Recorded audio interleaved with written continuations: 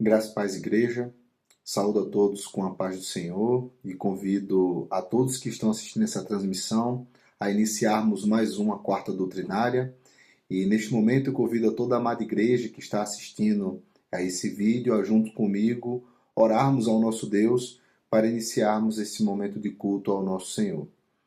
Pai, nós somos gratos a Ti. Muito obrigado, Senhor, por mais essa rica oportunidade que temos de estarmos aqui debruçados na Tua palavra esta que nos é alimento, Senhor, que nos tem fortalecido e tem nos alimentado dia após dia, diante das dificuldades, da nossa carência, Senhor, da carência que temos em um alimento sólido, um alimento firme, para transformarmos todas as dificuldades que enfrentamos dia após dia. Bem verdade que o mundo tem sido cada vez mais mal, assim como a Tua palavra também nos revela, mas é bem verdade também, Senhor, que Tu tem nos sustentado com este alimento riquíssimo, Senhor, essa palavra que tem nos servido de bússola, que tem nos servido de norte, Senhor, para o nosso caminhar. Nós clamamos a Ti que mais essa porção que Tu estás a nos dar seja também utilizada para o nosso fortalecimento, Senhor, para o sustento dos nossos pés e que possamos sim sairmos dessa quarta cada vez mais fortalecidos em Ti. Abençoa as nossas vidas, perdoa os nossos pecados, ajuda-nos, Senhor, e tem misericórdia de nós. Assim nós choramos e te bendizemos em nome de Cristo Jesus. Amém. Bem, igreja, eu convido a todos que estão acompanhando essa transmissão a abrirem a palavra do Senhor em Gênesis, capítulo de número 28. Nós vamos ler do versículo de número 10 até o versículo de número 17. O texto que vamos ler essa noite tem por título A Visão da Escada. Aqui nós damos continuidade ao estudo de Gênesis, né? E nesse momento, nessa etapa, acerca da vida de Jacó. Aqui um breve contexto daquilo que vimos na última quarta-feira.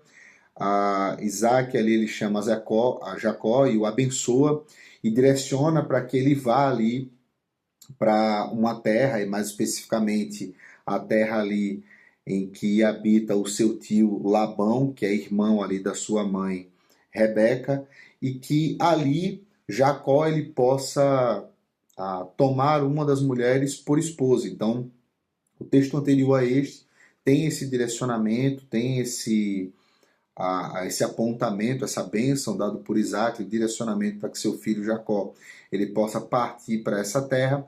E o texto que nós vamos ler era um momento ali de transição, onde ele sai ali da casa do seu pai, ele está em deslocamento até chegar a essa terra que o pai dele tem direcionado, e aqui acontece um evento que será aí o fruto, né, o centro do estudo dessa noite, que é a visão da escada. E assim nos diz a palavra do Senhor, a partir do versículo número 10. Partiu Jacó de Beceba e seguiu para Harã.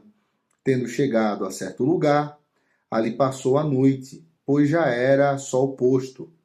Tomou uma das pedras do lugar, fê-la seu travesseiro e deitou ali mesmo para dormir. E sonhou. Eis posta na terra uma escada, cujo topo atingia o céu, e os anjos de Deus subiam e desciam por ela. Perto dele estava o Senhor, e lhe disse: Eu sou o Senhor, Deus de Abraão, teu pai, e Deus de Isaque. A terra em que agora estás deitado, eu te darei a ti e à tua descendência. A tua descendência será como o pó da terra. Estender-te-ás para o ocidente, para o oriente, para o norte e para o sul. Em ti e na tua descendência serão abençoadas todas as famílias da terra. Eis que eu estou contigo e te guardarei por onde quer que fores, e te farei voltar para esta terra, porque te não desampararei, até cumprir eu aquilo que te hei referido. Despertado Jacó do seu sono, disse: Na verdade, o Senhor está neste lugar. Eu não o sabia.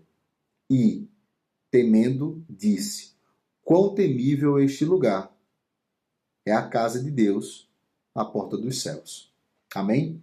Bem, irmãos, texto aqui riquíssimo de informações, uma série de fatos aqui são cercados nesse texto. A gente pode analisar fato a fato, mas a verdade é que nós temos aqui uma mensagem muito clara dada ao nosso Deus e dita aqui pelo próprio Jacó, né? E nós já chegaremos nessa mensagem central, mas antes eu queria compartilhar com os irmãos alguns fatos aqui interessantes nesse texto, né? A gente tem alguns aspectos em que a gente poderia analisar, inclusive, aquilo que está escrito aqui, como, por exemplo, o próprio aspecto da escada.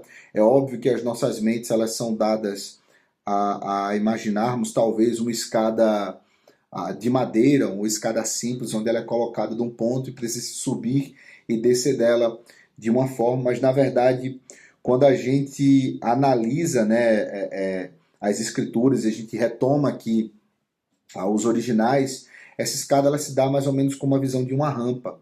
Então ela é como se fosse uma escada de pedra, né, como se fosse uma rampa, onde anjos subiam e desciam, e o topo dessa escada ela ia ali até as nuvens, até os céus, a perder das vistas dos homens, né? Também tem ali, diretamente dito pelo próprio texto, né, sobre a presença do próprio Deus e a maneira como Deus ele fala com Jacó, ele se manifesta, né, na presença de Jacó. E aqui a manifestação do nosso Deus ela se dá de uma forma muito característica, né, muito parecido ali com a forma como ele se manifestava para Abraão e como ele se manifestava para o próprio Isaac, né?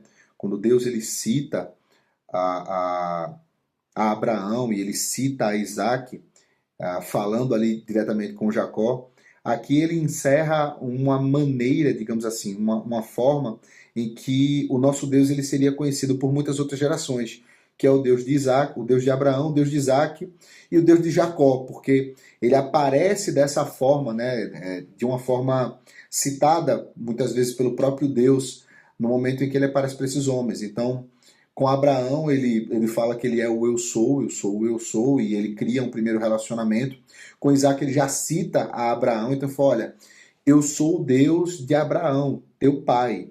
Eu sou aquele mesmo Deus, eu sou aquele ser, aquele Senhor, aquele Deus que fez tais coisas na vida do teu pai, coisas estas que você acompanhou, que você ou tomou ciência ou vivenciou com ele.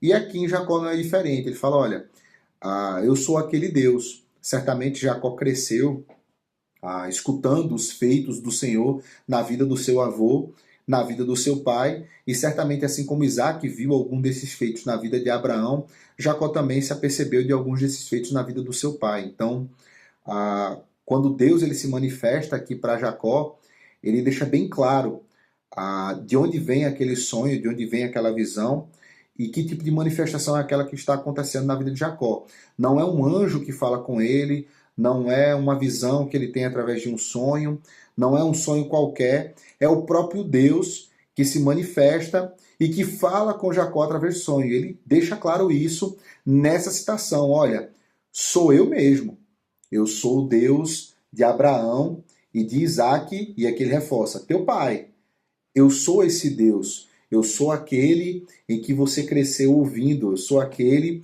em que você cresceu escutando do seu pai os grandes feitos que eu fiz na vida do seu avô e aqueles feitos também que seu pai citou que fiz na vida deles e que você talvez tenha presenciado alguns desses feitos. Então, sou eu que estou falando aqui contigo e aqui eu tenho uma mensagem muito clara. Deus aqui, quando ele fala com Jacó, ele tem uma mensagem muito direta para ele. Primeiro, um reforço, né, acerca de promessas que foram feitas ali, não só para Abraão, mas também para Isaac. Quando ele fala, eu darei a ti a tua descendência, né? Eu vou dar a vocês. E o que é que eu darei? E no versículo de número 14, ele fala isso, mas o versículo anterior ele fala, né? Eu darei a terra que agora estás deitado. Ou seja, o local em que, digamos, coincidentemente ou ocasionalmente você, durante o seu trajeto, você para e você repousa. Deixa eu te dizer, essa terra aqui é uma terra de promessas, é uma terra em que eu darei a ti por herança, e essa terra ficará a ti e a tua descendência. E não só isso, né? Deus, ele além de prometer a terra onde Jacó estava, ele reforça uma promessa que foi dita a Abraão lá atrás. Deus, ele fala, né? A tua descendência será como o pó da terra. Estender-te-ás para o oriente, para o ocidente, para o norte e para o sul. Em ti e a tua descendência serão abençoadas todas as famílias da terra. No versículo 14 do texto que nós lemos, Deus, ele reforça a promessa que ele fez ali em Abraão, lá em Gênesis 13:16. Então, quando Deus, ele fala com Abraão, ele fala, olha, eu farei de ti uma grande nação, eu vou estender a tua descendência, serão como o pó da terra, como as estrelas do céu, será uma descendência gigantesca. E aqui em Jacó, Deus, ele reforça essa promessa que ele fez lá atrás com o seu avô. Ou seja, o Deus de Abraão, o Deus de Isaac, o Deus de Jacó, não é por um único motivo, não é chamado o Deus de Esaú, e sim o Deus de Jacó, porque em Jacó é caracterizado ali, é reforçado a promessa feita outrora a Abraão. Então Jacó aqui, ele é, digamos assim, firmado, ele é atestado ali como o descendente, né? E a posteridade da promessa que fora feita, primeiramente em Abraão, em segundo momento estendido até Isaac, aqui em terceiro momento estendido a Jacó, e assim a descendência da promessa dada por Deus a Abraão, ela se estende, e aqui ela tem mais um, digamos assim, não um reforço, porque não é necessário que Deus reforce as promessas que faz, mas aqui nós temos uma, digamos, uma expansão dessa promessa. Deus, ele vai direcionando e vai atestando qual o norte e qual a descendência, porque obviamente na medida que as gerações elas vão passando, vai se ramificando. Então, ora a promessa em Abraão, ele vem para Isaac, de Isaac já tem 2 filhos, e aqui Deus diz, olha, a raiz ela é a de Jacó, e em Jacó a descendência ela vai se proliferar, ela vai se expandir, e ela será grande, né, e numerosa, como assim é dito na palavra, como o pó da terra. Bem, esse é um primeiro fato muito importante, muito relevante desse texto, não só a curiosidade de como a escada seria e o formato e como se dá, mas aqui sim um reforço direto e uma extensão direta da promessa que o nosso Deus fez em primeiro momento a Abraão. E aqui eu já quero me atentar diretamente à mensagem principal desse texto para as nossas vidas na noite de hoje, que é a percepção da presença de Deus nos lugares onde nós estamos. Bem, irmãos, quando Jacó desperta do seu sono, lá no versículo número 16, né, a palavra fala que ele diz, né, na verdade, o Senhor está nesse lugar e eu não sabia. Então, Jacó, ele se apercebe da presença de Deus, obviamente, no sonho que teve, Deus ele fala com ele, e quando ele acorda ele tem essa clareza, olha, verdadeiramente, é fato, Deus ele está nesse lugar. E quando eu cheguei aqui eu não fui capaz de perceber a presença do nosso Deus. Então, o primeiro ponto dessa lição que nós temos é a capacidade que nós precisamos ter de perceber Deus nos locais onde nós chegamos.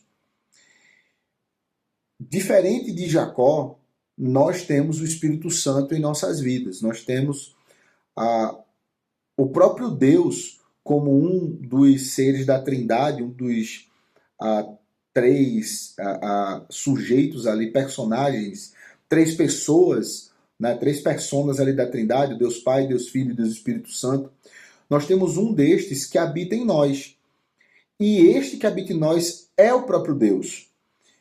E tendo nós, não é este pedaço, esta parcela de Deus em nós, mas tendo nós o próprio Deus em nossas vidas, né? O Deus que veio em espírito e habita nesse vaso de barro que nós somos, nós precisamos, diferente aqui de Jacó, aflorar a nossa percepção e a nossa capacidade de perceber, e perdoe-me aqui a redundância, o próprio Deus nos locais onde nós estamos. Ora, nós precisamos ter essa percepção aguçada. E por que digo isso? Porque cada vez mais no mundo em que vivemos, nós somos impelidos, nós somos obrigados a conviver e a estar em locais em que antes a nós era muito clara a presença ou a ausência de Deus naquele local, mas hoje está cada vez mais difícil percebermos isso. Cada vez mais nós observamos homens e mulheres que se dizem profetas ou mensageiros, pastores, discípulos, apóstolos que o sejam do Senhor, pregando a grandes multidões.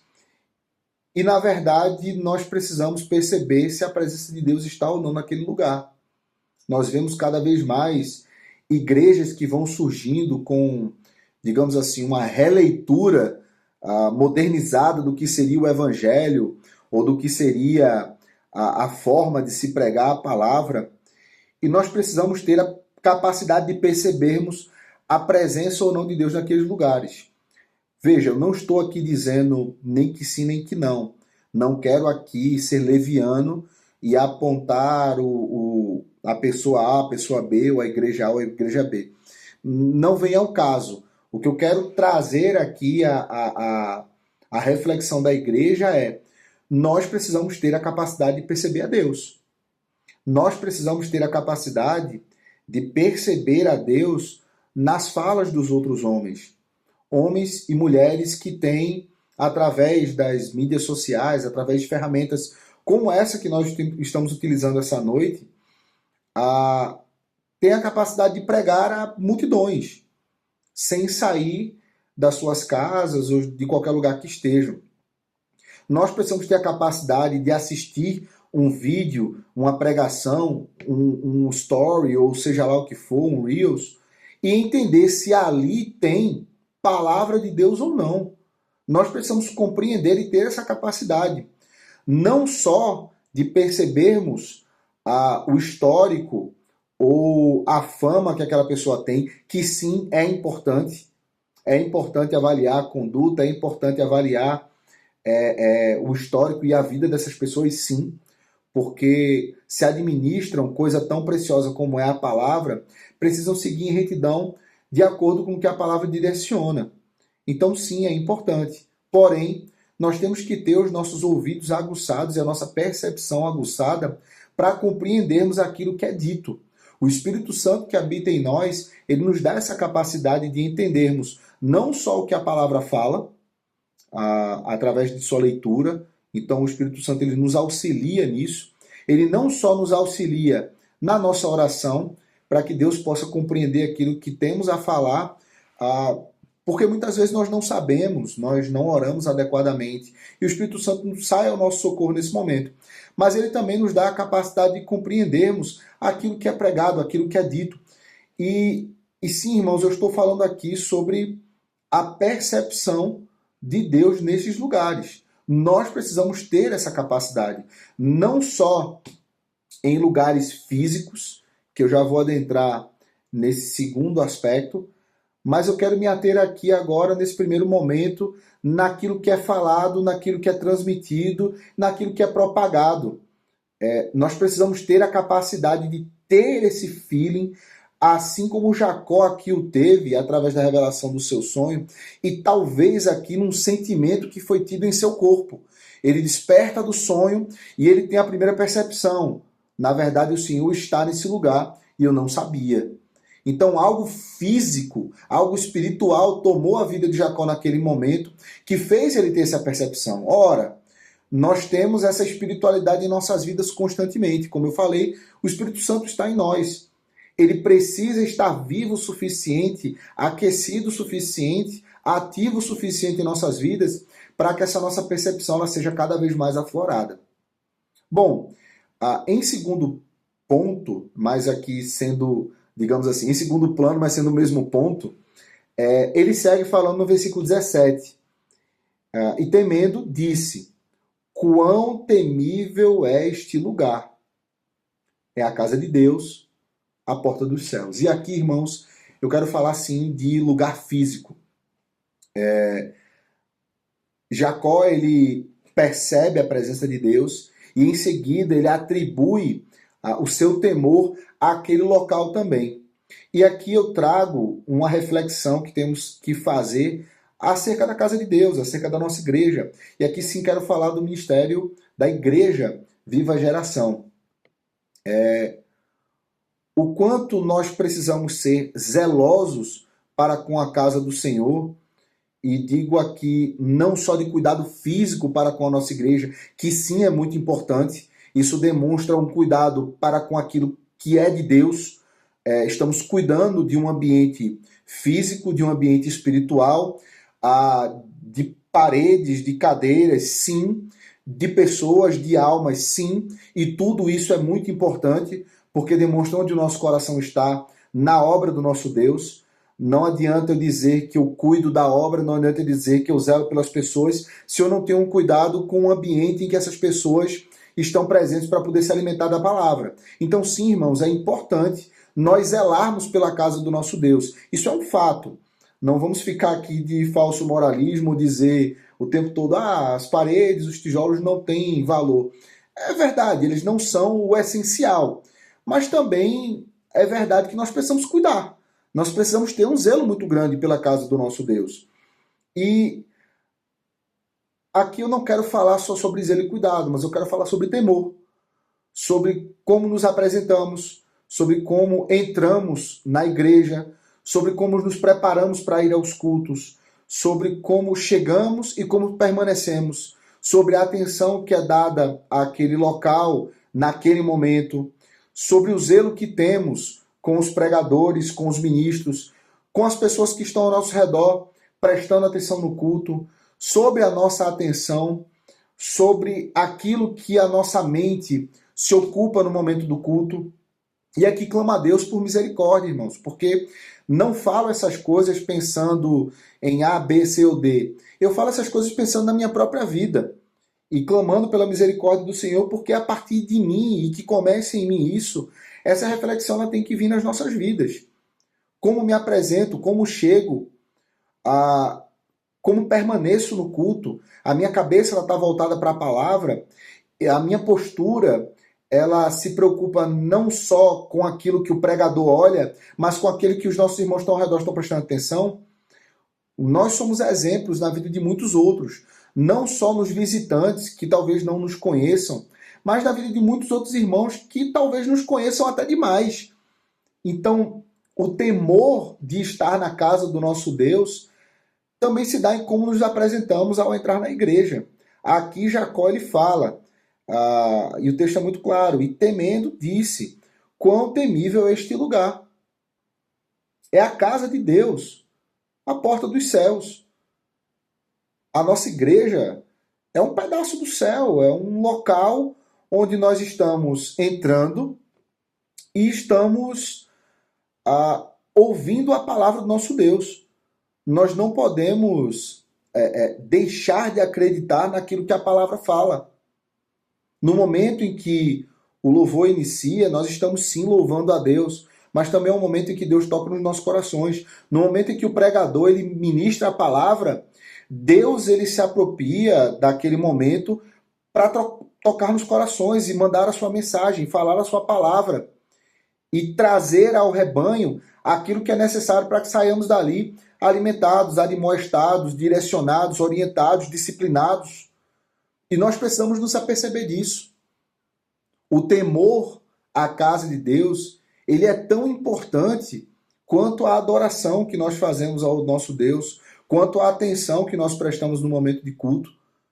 Temer a Deus e temer ali a sua casa e compreender a espiritualidade por trás do culto é muito importante para as nossas vidas. Porque nós falamos muitas vezes em oração: Senhor, toma conta desse lugar. Senhor, te aquieta aqui, fica conosco, podemos sentir a tua presença. Mas isso não pode ser uma palavra vã que sai das nossas bocas em uma oração gravada. Nós precisamos compreender fielmente o que isso quer dizer.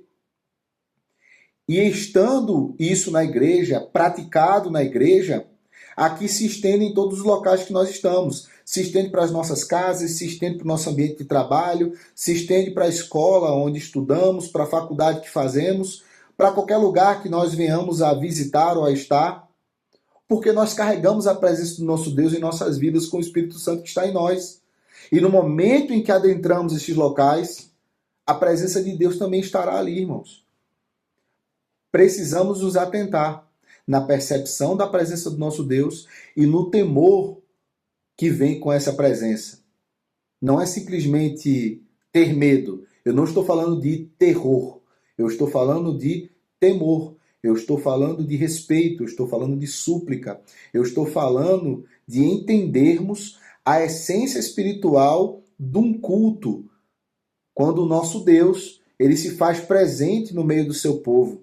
Precisamos sim observar essas coisas. E precisamos sim agir com o temor que é requerido. Pois somos homens, mulheres, feitos de carne e osso, sangue.